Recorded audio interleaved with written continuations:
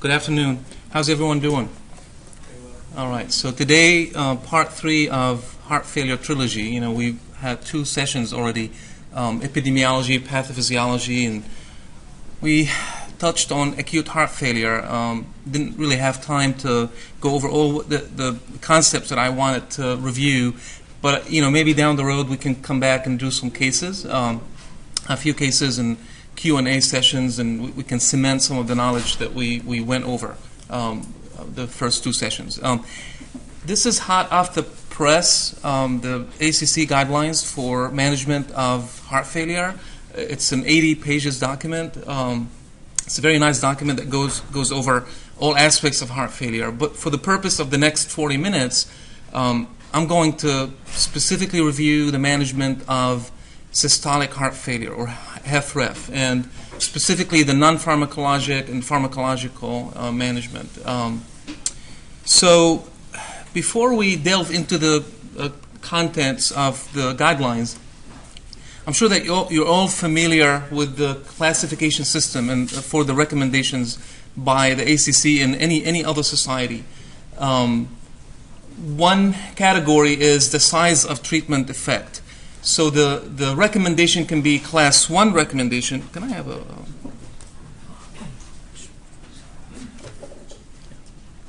So the recommendation strength can be class 1, where it is clear that the benefits outweigh the risks from the study or the studies. Class 2A, the benefit continues to exceed the risk, however, less clear. Class 2B is when it's questionable, and the benefit is marginal, and the treatment may be considered, versus Class 1, the treatment should be considered. And obviously, Class 3 is when there is enough evidence to suggest that the treatment or intervention is actually not beneficial or sometimes harmful. Now, this also has to be looked at in terms of the certainty of treatment effect, and that comes from the level of evidence. Level A is when we have data derived from multiple randomized clinical trials or meta-analysis. Level B is when the data is derived from single randomized clinical trial or from multiple non-randomized studies. And the weakest level of evidence is level evidence C, when the data is derived from consensus opinion or expert opinion. So the strongest evidence for a treatment or intervention is Class 1A, where the benefit clearly outweighs the risks, and the level of evidence is level of evidence A, meaning that it's derived from multiple randomized clinical trials. The weakest evidence for a treatment or intervention is Class 2B, level C, meaning that the treatment is questionable and it's based on expert opinion or consensus. The strongest evidence for the treatment to be harmful is Class 3A, and the weakest evidence is Class 3B. Is that clear? So as I go over the recommendations, look for Class 1A as the most compelling evidence for the treatment, and for Class 3A for the most compelling evidence for lack of benefit. All right, so these are the items on the agenda. The initial and serial evaluation of the heart failure patient, including invasive and non-invasive tests available for initial evaluation and longitudinal follow-up. Then the treatment of stage C heart failure. Again, I am going to concentrate on HFrEF, no discussion about HF or acute heart failure. And then, if we have time, I have a couple of slides on transitional care. Just a reminder of the definitions of heart failure. HFrEF, or heart failure with reduced ejection fraction, is when your ejection fraction is below or equal to 40%. HFpEF is when EF is greater than 50%. This is a new category in the guidelines, where an ejection fraction is between 41 to 49% is called HFpEF borderline. And then HFpEF improved means that your patient at one point had systolic heart failure with an EF, say, of 25%, alcoholic cardiomyopathy, the patient stopped alcohol, and you optimized the neurohormonal regimen, and the patient now has a normal EF. Do you call it heart failure preserved ejection fraction? Probably not, because you can confuse it then with diastolic dysfunction stemming from long-standing hypertensive heart disease. So I encourage you to use this designation for patients who recovered their LV function. And just quickly, stage C is when you have structural heart disease with current or prior symptoms of heart failure. And you further divide that according to functional classification, NYHA class 1 when you don't have any symptoms, to class 4 when you have symptoms even at rest. 2 and 3 is in between. All right, so the initial and serial evaluation of the heart failure patient. This is someone that was sent to your clinic for a consult, and they have newly identified symptoms of heart failure. How do you assess these patients? Again, bear in mind that the guidelines will state the obvious, everything that we do, but it's nice to know what the level of evidence behind what we do and things that we shouldn't do and don't have to do. So starting with history and physical examination. A thorough history and physical exam should be obtained in every patient with heart failure, and it has a level of it has recommendation class 1 with level of evidence C. You will be surprised how many historical items that you can deduce from the interview with the patient that can help you in the management. Again, drug use, alcohol use, excessive use of certain over-the-counter medications. I had a patient a couple of months ago that really had no reason to have new dilated cardiomyopathy, and I spent almost an hour trying to go over every single possible cause of cardiomyopathy. And it was not until the last minute, by the way, as the patient was leaving the clinic, that I found out that for 25 years this patient has been taking Sudafed for asthma. And he keeps it in his pocket, and every time he has asthma, he'll take it. So the patient had tachycardia-mediated cardiomyopathy, and we stopped the medicine, and within a couple of months he recovered some of his functions. So it is very important that you do that. Now, the guidelines now emphasize doing 3-generational family history. There's a section on familial cardiomyopathy in the guidelines. If you're interested, you can go back and look at it. This is important beyond just your patient. This is important for screening for family members. Genetic testing is now becoming more available and hopefully cheaper, so you can actually send your patient for genetic testing. So keep that in mind. The first visit and during every follow-up visit, you really have to document the patient's volume status. Euvolemic, hypovolemic, volume up, optivolemic, and that's when you think that they have slightly elevated filling pressures, however, they have been tolerating it. Another thing that you make sure that your nurse is doing for you is orthostatic check. Make sure the patient stands up for at least 30 seconds before you check the blood pressure. This is important. You don't want to initiate ACE inhibitor therapy in someone who has intravascular volume depletion. Risk scoring. Patients who present to you with prognostic findings, negative prognostic findings, should be recognized and should be longitudinally followed. This way, when your patient is worsening, and you can send your patient for cardiology eval, or if you're a cardiologist, you can send the patient to us for advanced heart failure therapies. There are many risk stratification tools and scoring systems available. The best one, the most validated one from large randomized trials, is the Seattle Heart Failure Model. This is something that you can there's an app for it, you can download it, and it's nice. It doesn't require a lot of invasive parameters such as peak oxygen consumption or hemodynamics. It does require certain labs such as uric acid, lymphocyte count, so on and so forth. But it's a good risk stratification tool.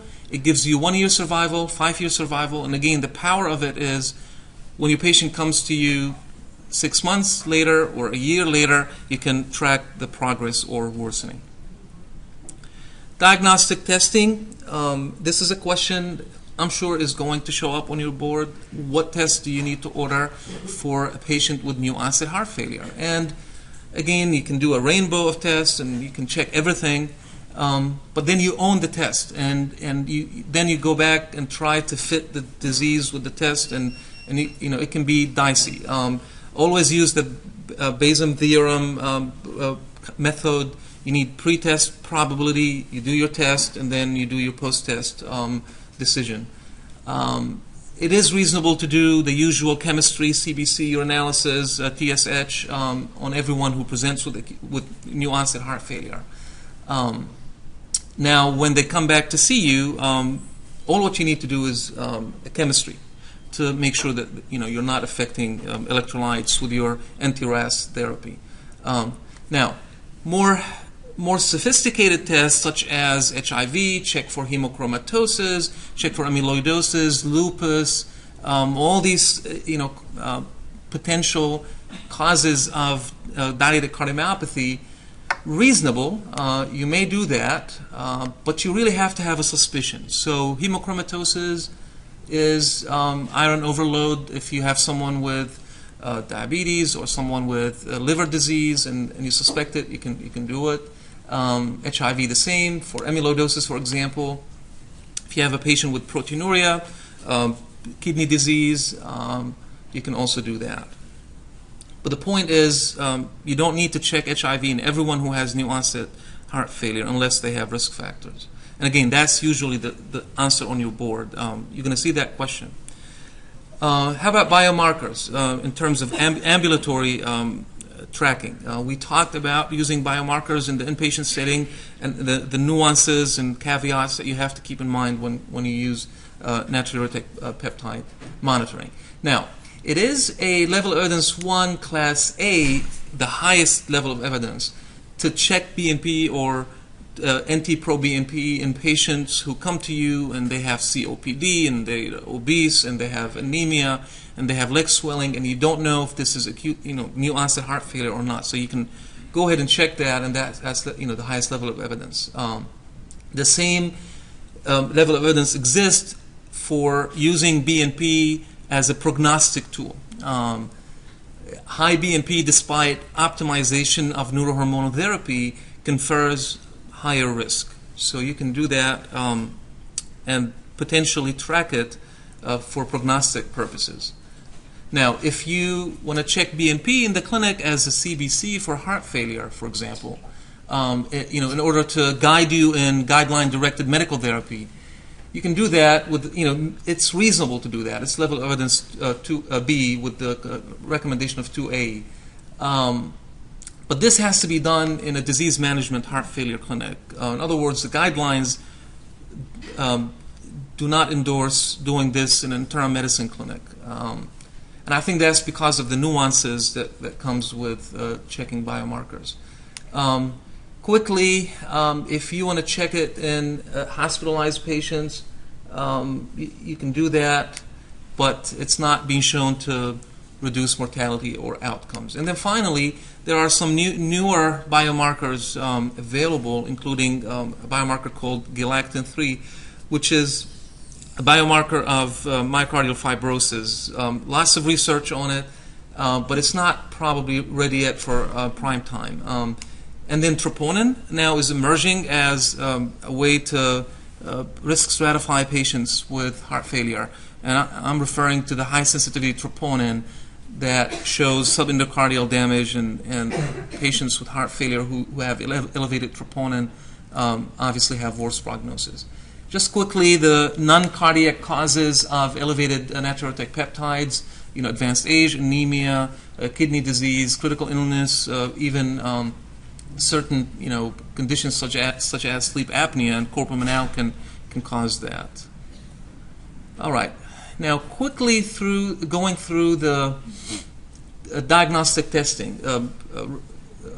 Basically, you can see that a chest X-ray and an echo and repeat echo when you made changes to the medicine and you're considering device therapy is indicated with a recommendation class 1. On the other hand, I'm going to highlight this here. Repeating echo for, and again, that's the question that's going to be on your board. When do you repeat echo for patients with heart failure? Not indicated in patients who are stable. It is indicated for any time they have symptom change, or again, you're considering device therapy. But if they are stable, you don't want to repeat the echo just to see that the EF is improving from 40 to 45%. How about invasive evaluation? When do you send the patient with newly identified cardiomyopathy for invasive testing? PA catheterization, Swan-Ganz, is indicated class 1 in wet and cold patient. Someone who's hypotensive and dyspneic. This is someone that you can certainly send to the CICU for monitoring. On the other hand, if you want to put a Swan-Ganz catheter in every patient who comes to the hospital with acute heart failure, that will be class 3, so that's harmful. So you can do it in patients who are sick, wet and cold. You shouldn't do it in patients who have, you shouldn't do it routinely in patients who are straightforward, wet and warm. I get that question all the time. I think this is more of a cardiology board review question in terms of endomyocardial biopsy. When do you do it?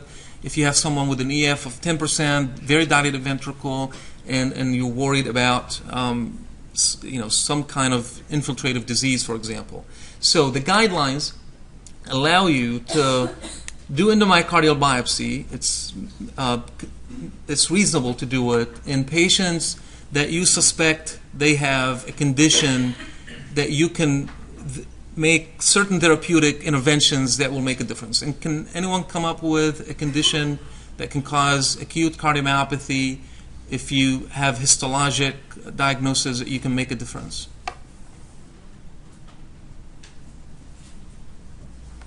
So it's a form of myocarditis. So it's giant cell myocarditis. Giant cell myocarditis is potentially curable if you give high-dose corticosteroid therapy. So keep that in mind. I think it may be a board question too. Giant cell myocarditis causing acute fulminant myocarditis, causing cardiomyopathy, and then the biopsy indication for that. All right, so delving into the treatment for stage C, your patient who has demonstrated the signs and symptoms of heart failure, dilated ventricle, low EF. Before you give them pharmacological treatments, there are certain non-pharmacological interventions that the guidelines would like you to follow. Education about the condition is important. Exercise training, and by that I don't mean resistance training, just simple aerobic kind of recommendations, maybe 15 minutes, 20 minutes every other day or every day. We have a large study called the Heart Failure Action Study that demonstrated that exercise training is actually beneficial, not in terms of mortality reduction, but mostly in improvement in functional capacity. Sodium restriction is important, obviously, but notice that the recommendation here is 2AC, meaning it's reasonable, or you consider it, and then expert opinion. Believe it or not, there is still debate whether sodium restriction is a good thing in patients with heart failure. And I know that sounds counterintuitive. We always harp on sodium restriction. It's a state where the neurohormonal axis is jacked up and sodium is being retained, and but there is some controversy because sometimes we may be overdoing it. If we tell everyone to, now I have to tell you, most of my patients, I don't have to worry about this problem. The over-conscientious, very, very, kind of engaged patient that I saw one patient yesterday, and I have been monitoring his BNP. And his BNP started at 5,000, and I have pushed his medications, and as I push his neurohormonal treatment, his BNP comes down, and then he comes to see me yesterday, and his BNP is 100, his creatinine is 1.5 from 0.8, and he's dizzy, almost passing out. And it turns out that he is being very strict. I told him, don't do more than 2 to 3 grams sodium. He's taking it an extra. He said, if you say 2-3 grams, then I'm going to take it an extra gram. And he, so that hurts the patient, and that's where something that you need to keep in mind. But the take-home message, obviously, is you need to talk to your patient about sodium restriction, and that's in the guidelines. CPAP is very important. There's not a visit that I have with any of my patients that I do not talk about sleep apnea. And sleep apnea is not just the obstructive sleep apnea, but it's sleep disordered breathing. Actually, central sleep apnea is very common in systolic heart failure. So keep that in mind. Just because your patient does not have the body habitus for obstructive sleep apnea doesn't mean that they don't have the central form. And then cardiac rehab is very important. However, practically speaking, many insurance companies will not reimburse for cardiac rehab similar to post-myocardial infarction.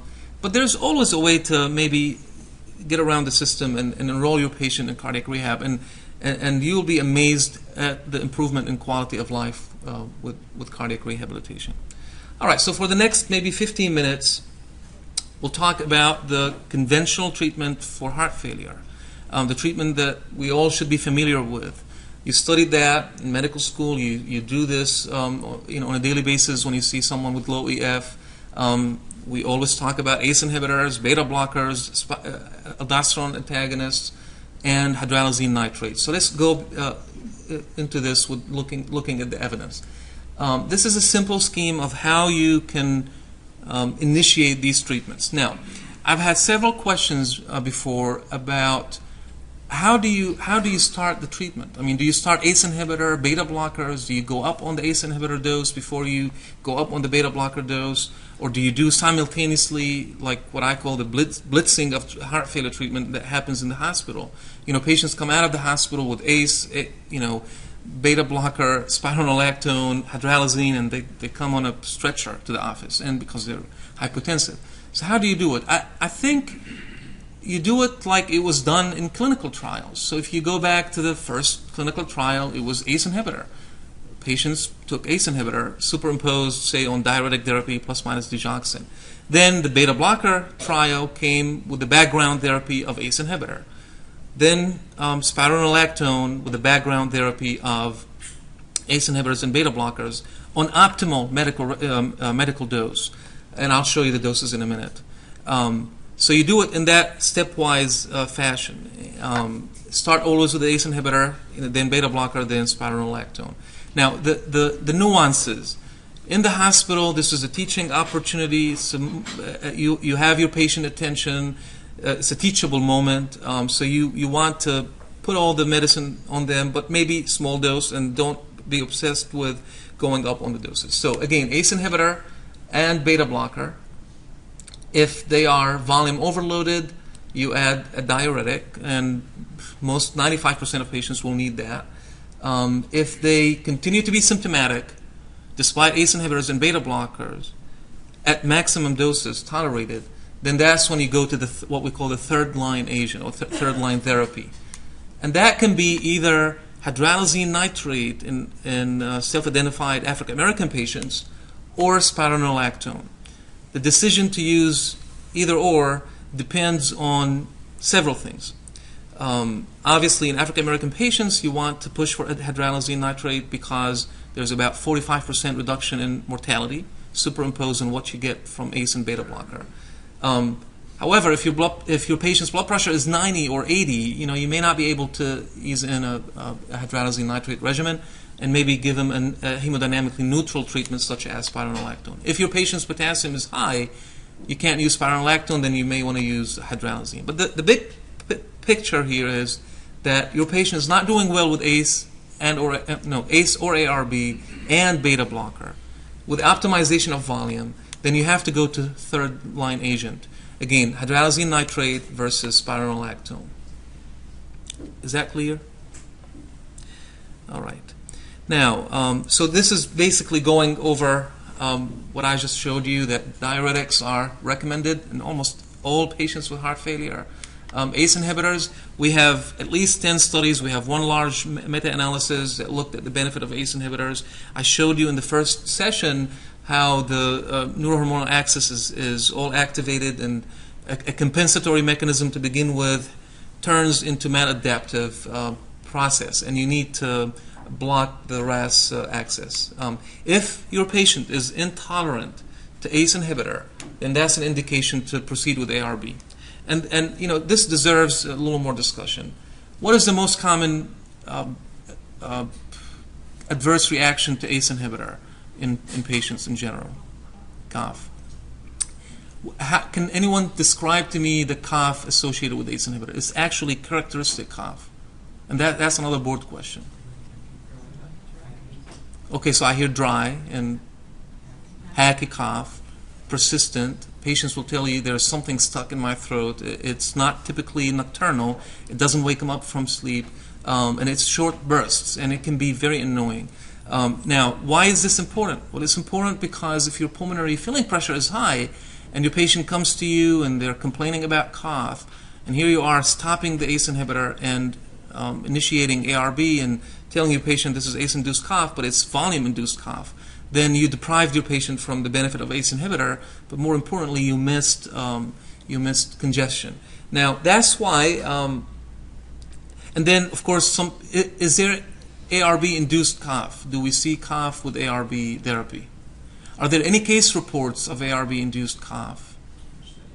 There is. And what it is, it's actually the lingering effect of ACE inhibitor or the volume overload state. Okay? And ARB will not cause cough because it does not raise what neurohormone?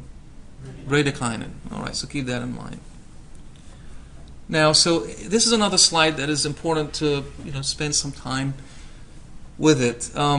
There are, I think, 8 or 9 ACE inhibitors that you can use for heart failure, but then I highlighted the ones that I think you should use: captopril, enalapril, and lisinopril. And I'll say one thing about every agent. The best use of captopril is in your ACE inhibitor naive patient, say post-MI. They have small LV volume. You don't want to just give them too much of ACE inhibitors. You don't really want to withdraw all that RAS support because this is new onset heart failure. So you ease them in. You give them very small dose. Obviously, it's very problematic in terms of compliance. 3 times a day, your patient. Good luck with your patient taking it. So now, enalapril is very well studied. Actually, the original ACE inhibitor study in heart failure was the SOLVE trial used enalapril. Again, it's twice a day. If you use it, you better push the dose close to 20 milligrams. This is the average dose that was accomplished in clinical trials. One little clinical pearl about enalapril that we deal with in advanced heart failure patients. This is more of a, I think, cardiology board question. Enalapril can cause elevated bilirubin. It can cause liver damage. And that's important because advanced heart failure will cause elevated troponin. You have congestive hepatopathy or liver fibrosis, which is a contraindication for transplant. So before you write off your patient as having congestive hepatopathy, see if you can switch from enalapril to another agent.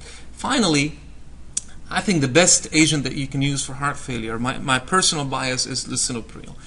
It's a clean medicine. You can give low dose, and you can push the dose. Usually patients tolerate anywhere between 30 to 40 milligrams. But again, the other take-home message from this slide is push your dose of neurohormonal agents. Don't just settle at 5 milligram or 7.5 milligram. If I come back and we go over some cases, I have few points that I can make on how you introduce these medicines. ARBs, again, the most important issue with selecting the agent is actually the cost of the medicine. Which ARB is the one that is most studied in heart failure? Anyone knows? Candesartan. Good. So candesartan in the CHARM study. However, candesartan, the last I checked, is not generic, right? I mean, I don't think it's generic yet. So candesartan is Atacand. Losartan is Cozar, and that's the agent that is generic. Most patients are on 25 or 50 milligram, but the dose should actually be all the way up to 150. The only downside with pushing the dose to 150 is hyperkalemia. There was a recent study that looked at 50 milligram versus 150 milligram and 151 in terms of mortality and outcome. So if you have someone on losartan for heart failure, the dose should be in the range of 125 to 150 with attention to potassium. And then finally, spironolactone. You start 12.5, and then the average dose is 26. which is 25 milligram. Now, beta blocker therapy. At the heart failure clinic, we actually use a lot of bisoprolol. It's mostly used in Europe. We don't use it in the United States a lot, but we have few patients that do fine with it. But the two agents that I want you to know are the selective, non-selective, and selective. So this is toprol XL or metoprolol succinate, and this is carvedilol. Whatever you do to treat your patient with beta blocker, please make sure that you give him the FDA-approved, the beta blocker agent that was studied in clinical trials. It's not enough to just put him on metoprolol tartrate. And it's not enough to just give him small dose. You have to push the dose. So carvedilol, it should be at least 35 or to 50 milligram a day. So 25 twice a day is the target. And then metoprolol succinate, most patients you can actually get to 150 with no problem. And then finally, the hydralazine isosorbide nitrate combination. The AHEF trial took patients who are self-identified African American patients with ejection fraction less than 35%, NYHA class 3, and put them on fixed dose hydralazine nitrate compared to placebo on background therapy of ACE inhibitor, beta blocker, on optimal doses. And there was, I believe, 43 or 44% relative risk reduction. So it's a powerful treatment. However, there are lots of nuances about tolerability and ability to keep the patient on decent doses. I'll say a couple of things about hydralazine nitrate. If you substitute the generic hydralazine nitrate for Bidol, which is the fixed dose, keep in mind that it's not pharmacokinetically equivalent or pharmacodynamically equivalent. So, and there's actually a rare FDA opinion about that. You know, rarely the FDA will weigh in on generic versus trade name medicine. But keep in mind that it's not equivalent. Now, and the issue with low blood pressure. So you have a patient on ACE, beta blocker, African American, still having symptoms, and you want to add hydralazine nitrate, and then your blood pressure is 100. If your patient has dilated ventricle, if they have mitral regurgitation, if they have backward failure, there's no reason to think that adding a vasodilator is going to lower the blood pressure. In fact, you will see that your patient will have a better blood pressure if you give a vasodilator. And the idea here is that you reduce afterload and you improve the forward stroke volume. So keep that in mind. So don't fear low blood pressure. What is low blood pressure? I say anything above 100 is reasonable to use. Now we talked about ARBs. The indication is there for patients who do not tolerate ACE inhibitor. Again, I cautioned you about early withdrawal of ACE inhibitor because of under-recognized volume overload. This is important. If you have a patient who is already on ACE inhibitor and ARB, you should not add spironolactone. That triple combination is potentially deadly because you cause severe hyperkalemia or renal dysfunction. There is a narrow indication for ACE and ARB in combination, and the rationale behind that I went over at the first session, which is the so-called aldosterone escape mechanism or phenomenon. I'm sorry, where you block with ACE inhibitor, but you still have aldosterone floating, and that's because it's a non-ACE mediated production of angiotensin II or aldosterone. All right, moving quickly here. These are the indications for using aldosterone antagonists. NYHA class 2 to 4. It used to be only class 3 to 4, but now the indication was expanded to include less sick patients with heart failure. EF below 35%. There's a large ongoing study that is looking at using spironolactone in diastolic heart failure. Will be reported in the next few months. You must have a creatinine that is less than 2.5 in men and less than 2 in women before you initiate spironolactone. Or if you go by the GFR, it should be greater than 30. Potassium should be below 5. You should take your patient off potassium supplement if you add spironolactone unless their potassium level is below 4. And the guidelines, actually, if you read the body of the guidelines, will mandate that you check potassium level and chemistry panel within 3 days. This is a serious business. It's a very good medicine, has great benefits, but it potentially can cause severe hyperkalemia and death. There was a large study that was done in Canada that looked at the rate of hyperkalemia-related death following the publication of a large landmark spironolactone study, and it showed a significant rise in the incidence of hyperkalemia-induced death. So keep that in mind. If you add spironolactone, you're going to have to check potassium within 3 days. So again, this is going over the use of spironolactone beyond patients who have established systolic heart failure. This is underutilized indication, and all of you who rotate on the CIU should be aware of that.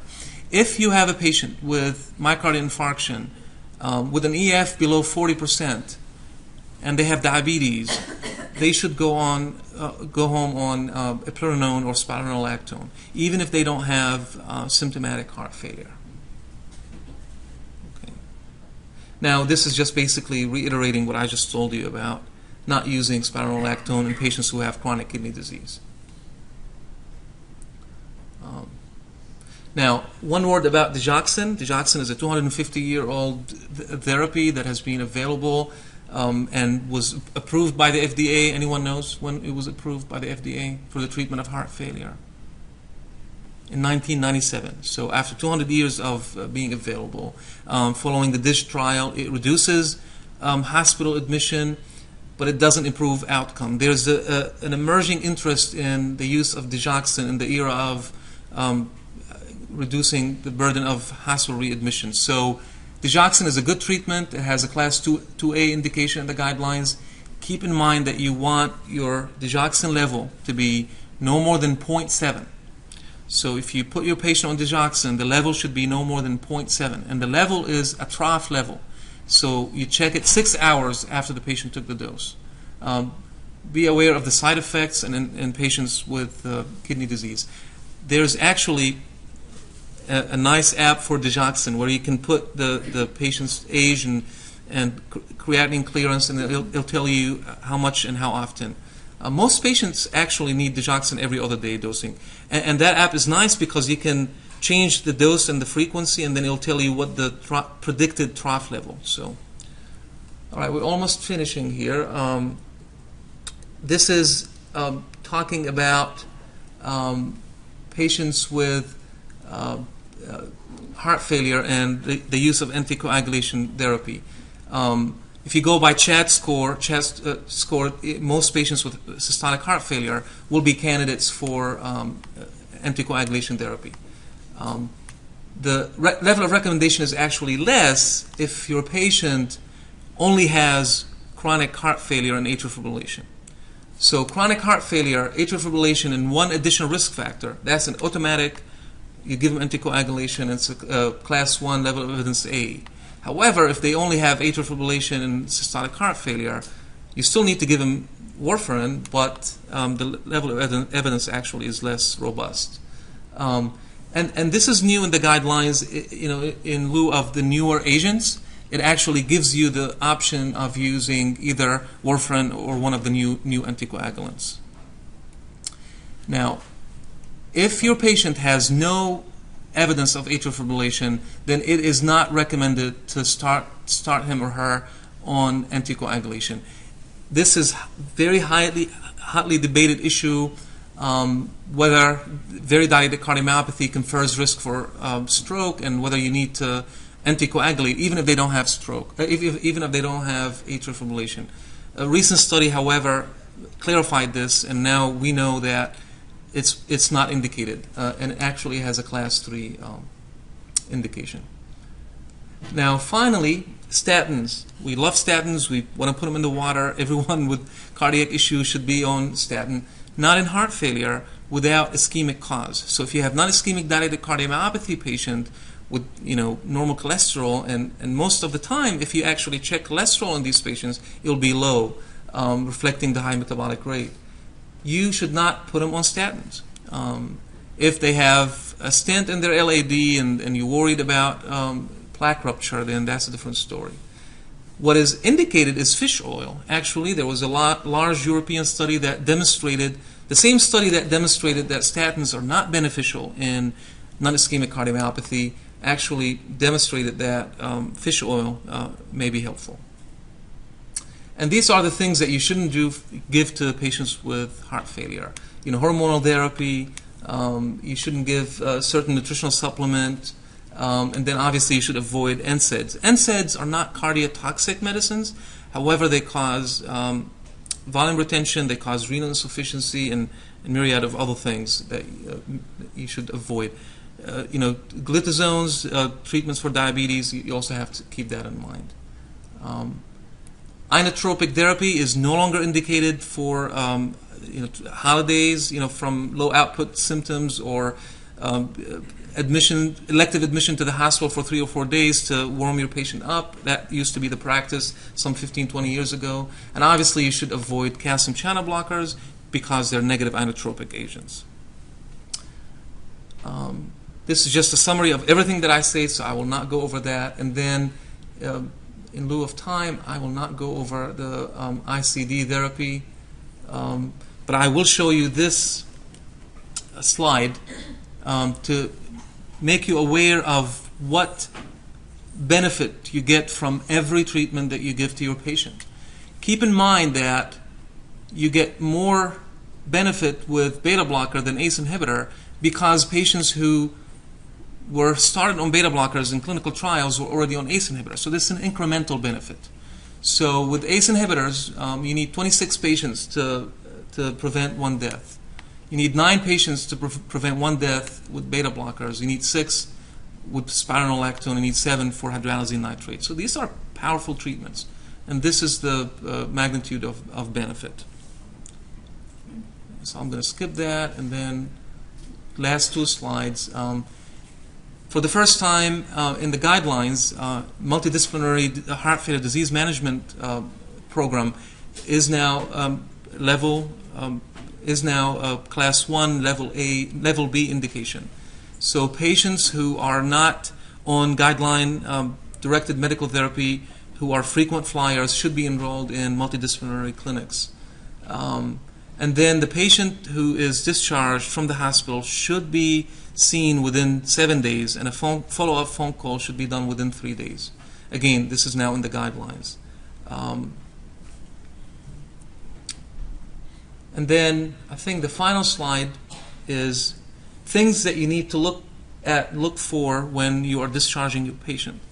Your patient should walk from the bed to the bathroom without being dyspneic, potentially be able to walk in the hallway without dyspnea.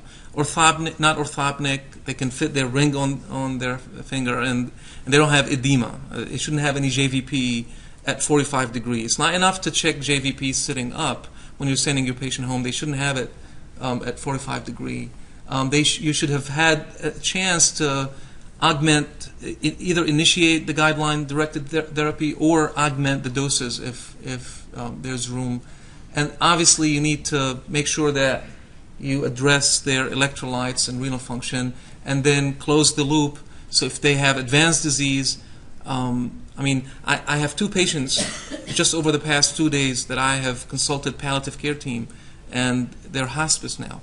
And these are not the patients who are dying tomorrow. These are patients probably going to live for 6 months or a year. But in order to prevent readmissions, improve quality of life, you need to have this brave and oftentimes difficult conversation. All right. I'm sorry, again, I rushed too many concepts kind of fast, but the idea here is for you, hopefully people who are interested, to go back and read the guidelines. It's a very interesting document, and I encourage you to read the inpatient section because it's very helpful. All right. Any questions? So we know all about heart failure. Okay, go ahead. So you were talking about hydralazine and nitrate class 1A evidence. I actually see a lot of these patients actually came into our hospital, congestive heart failure, with some beta blockers, something like that. And one of the things I used to come about is that they have CKD on top of everything else. And So like for blood pressure, after reduction, even though they're not African American, I mean, I usually do hydralazine and nitrate just because they they cannot tolerate an ACE inhibitor at that time. Any thoughts on that? And one more thing on that was that you also mentioned the same thing. You also mentioned generic versus the FDA approval for the combo. Is there a reason why? I don't know the reason. The last question, I don't know the reason why, but I think if you talk to pharmacists, they can explain to you pharmacokinetically that the curves are different for the fixed combination versus the hydralazine, the generic formula. Now, the first question, you can use hydralazine nitrate in non-African American patients if they're intolerant to ACE inhibitors. That's actually an indication. I may have glanced over it. It is an indication. It's a class 2 indication. But you alluded to the chronic kidney disease issue. All of us, including me, always obsessed with renal perfusion pressure and low blood pressure causing pre-renal azotemia and worsening renal function. But I think what we don't understand is, yes, there's the big hemodynamic consideration, but there's also the tissue molecular cellular consideration, or vasoconstriction, for example. So your vasodilator therapy is also improving your renal hemodynamic bed. So if you withdraw ACE inhibitor or hydralazine nitrate because you're worried about the blood pressure, you may improve the central blood pressure, but you're going to mess up the afferent and efferent, kind of status, and you're going to cause vasoconstrictive nephropathy, for example. So you may gain some blood pressure, but then you kind of it's kind of like the story with beta blocker. You have biological effect, you have pharmacological effect. You may get some improvement with heart rate if you reduce beta blocker in acute heart failure, or maybe some improvement in contractility, but then you withdrew all that good beneficial biological effect that you accomplished over months of initiation of the therapy. It's the same concept. Thank you. Thanks so much, Dr. Alhosaini. So guys, literally